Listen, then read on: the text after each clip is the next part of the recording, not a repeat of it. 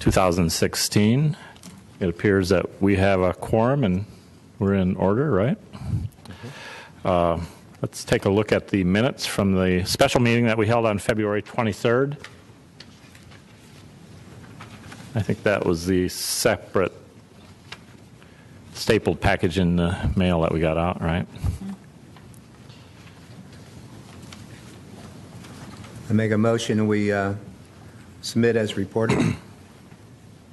A second? Is there a second? I have one question on page 3, the third paragraph on the far right, the word pewter. Was that the correct word? Mr. Thompson commented on architectural detail of a pewter house. Tudor. Okay. I'm trying. T-U-D-O-R? T-U-D-O-R. Okay. Yes, boy. Oh. I wonder what Even that pewter noticed that. style would look like. I've not seen one. Yeah. That'd be a silver-colored house. Right. It'd be an Airstream. There we go. All right. Pewter Tudor. So we have a motion to approve and a second with the correction, I guess. With the correction. Yes. All in favor? Aye. Opposed? Motion carries. Okay, next item on the agenda is new business. Robert, would you tell us about that? Yes, Chairman Backlund. Our only agenda item on today's agenda is 117 North University Street. Dr. Ronald and Laura Nelson. They're requesting to construct a front porch, a rear porch, and a garage addition to their newly acquired property that fronts on East College Street. The property is located on the southwest corner of East College Street and North University Street. The house in question was constructed around 1960 in the modern colonial revival style of architecture with a classical entrance. It's 2 stories with a brick exterior and a gable roof. This house is a non-contributing structure in the East Main Street Historic District of the National Register of Historic Places. The property in question is totally located at the address is going to be at 111 North University Street. And it was recently replatted in order to combine it with the property that fronts on 534 East College Street. There's a pool right behind the house, and it's now located, since the replatting it's on a single lot of record. The applicants also received a variance from the Board of Zoning Appeals at the February 24th meeting because of the maximum lot coverage allowed for the property would have been exceeded with this addition and the houses. Currently, there's no setback encroachments into any yards. The principal structure is a single family house that's on the newly created lot that fronts on North University Street, while the accessory structure with the pool house, that we're going to call it the pool house, faces East College Street. In your agenda packages, you can see the photographs of the properties.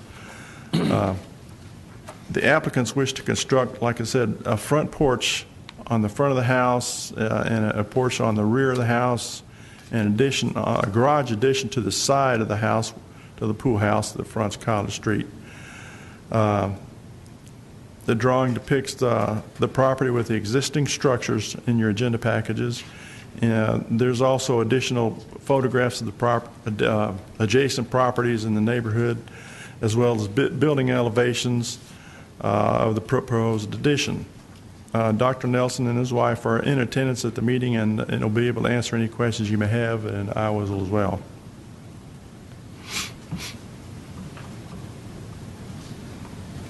Any of the commission members have any questions for the applicants?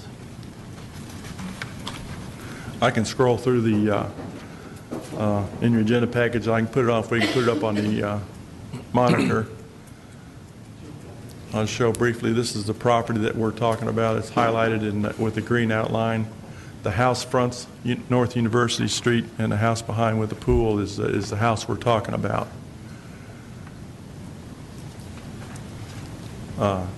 There's a plat that I laid in front of your seats that shows the the replatting of the property, and the former line where it now is dissolved, and the garage addition is going to be crossing that line. That's the purpose of recombining of the lots, to make it one complete lot of record. This is a picture drawing of the front of the house, where the front elevation shows the columns in the front, over the front door entry. So the addition of the garage that's on the side is fronting with a new dormer and windows as well. This is the side of the house fronting the big house on North University Street, so it'll be the side of the house on 534 East College. And these are pictures of the doors, the garage doors, and the color scheme. More photographs of the garage doors. Picture of the back porch that faces the pool. And this is a site plan depicting the drawing with the house with the porch, front porch, the garage, and the rear porch across the back of the property. It also shows the driveways, the driveway that's coming in off of East College Street in the parking area. And this is I think the second floor area of the view. This is a picture of the property we're talking about, 534 East College, as it is. This is a neighboring property to the east. Notice that there's columns. And this is the house, the principal structure that we're talking about. This is at the corner itself, at the corner of College and University Street. Another picture of that corner. This is the house to the south of the property that we're talking about on University Street. Another photograph of the accessory house dwelling structure, and the picture of the driveway. This is the house across the street from the main house. This is at the corner of University and College on the north side of the street. Picture of a couple of houses to the east of the principal of the accessory structure we're talking about. Another picture of it. Another driveway photograph with the fence. I took a lot of pictures, probably too many. This is the house adjacent to it. I didn't know if it was going to show up as well. So, and this is a house to the east of that adjacent house. I noticed there's just a lot of columns in the area. Right. So, and this is a house directly across the street from the pool house. And this is to the south of the main house, and this is the house, the principal structure. So, Anyone? One curious question is, if I want to send a piece of mail to your garage, what address do I use with this new plat? The garage 534. From what I've read in all the material, it appears that, in the information, it appears the materials are wood and brick like it's on the other house. Same with the windows? Yes, sir. I had one question about the introduction when you do the garage addition and the drawings we have, why the two lower garage windows that will be facing East College Street have that arch detail above them. Do you have that put the drawing? that picture on the monitor? I can speak to that, Linda. As the architect for that, it was designed to try to relieve the plainness of that facade, because it would be like the original pool house front in many respects. So it's just a slight detail in the brickwork. It'll be painted. It's not going to be a change in material or anything like that. It's just it's a brick detail. Okay. Could you state your name? I have a couple of questions. I'll go up there and state my name if I need to. Yeah, and we know that the architect is present, and I will he may help with some of this as well. But what year were the two structures built? Was that in the document? Our residence was built in 1911. 1911. And then the pool house, what, six? Around I believe it was 1960. 1949. 1949. All right. It was And- originally built as duplex. It was Okay. two duplexes that have been reconfigured as one single-family home. The garage was, you mean, or the house facing College the Street. pool house facing College Street? Yes, sir. So is the main house contributing structure, National Register? Principal structure is, All right, and so the other house was built in 1949, and when was it remodeled? Do you have any idea? It's about 10 years before we bought it. It was a few. Probably. I would guess probably about between 1995 and 2000. Okay, and was the exterior changed considerably in that remodel? Do you know?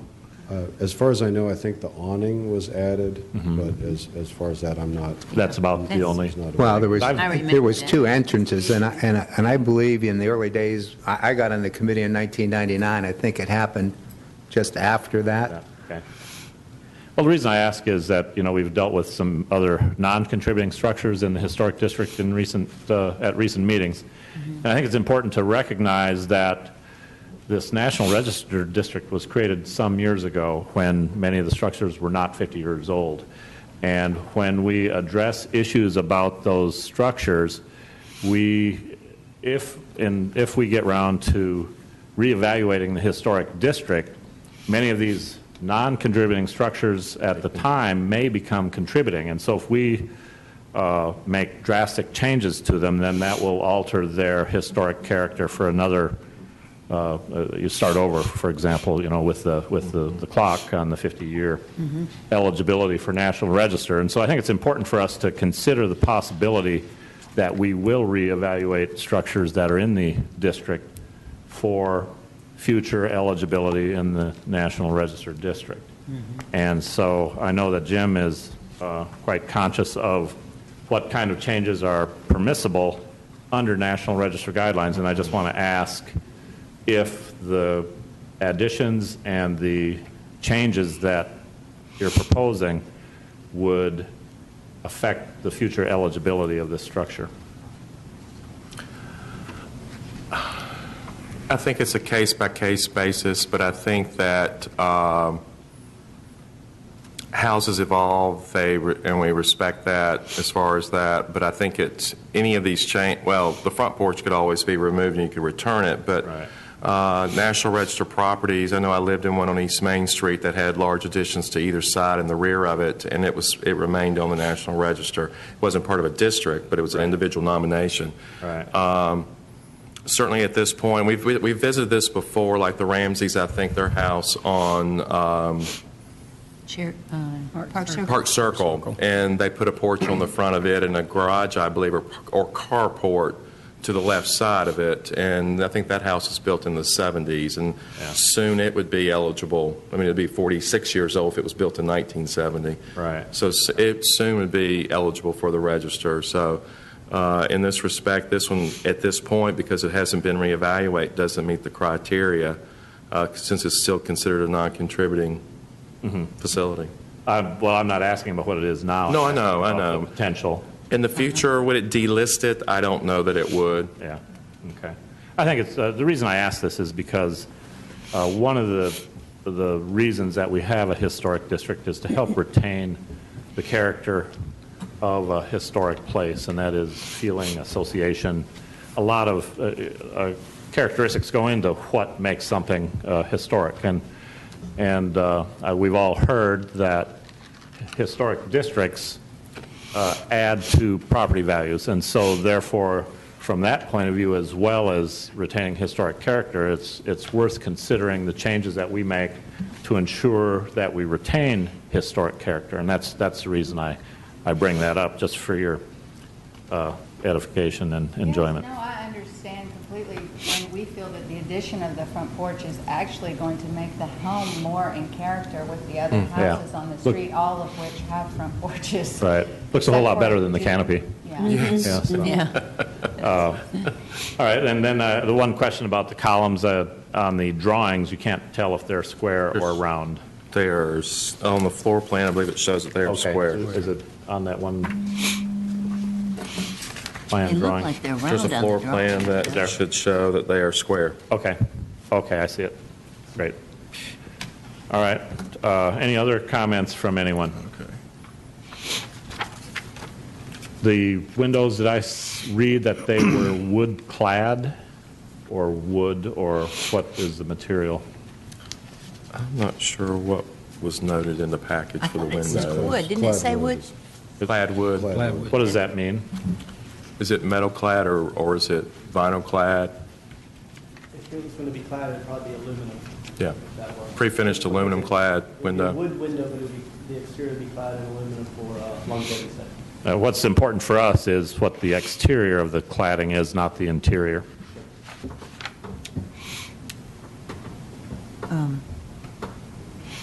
But there are wood windows in there now, right? In the existing In house, the, yes. in the existing home, yes, ma'am.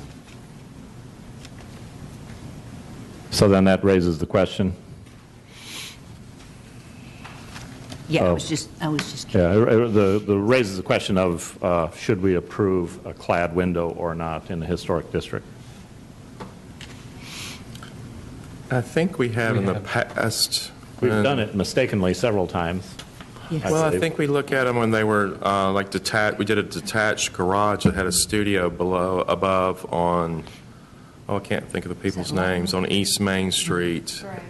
The The Braves. Braves. Yeah. And those were metal clad windows, I believe. But we viewed it differently because it was a new structure and not attached to the old structure.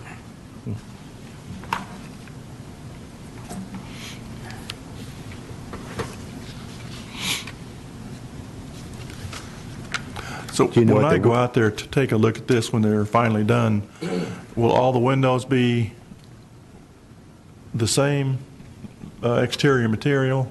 I guess that's what I'm asking too. The existing windows, I think the intent is to leave them as they are and to just be the new windows of the structure. Okay. In the, Of the garage. Just the two-story garage. Okay. addition. Okay. okay. Any other comments, questions?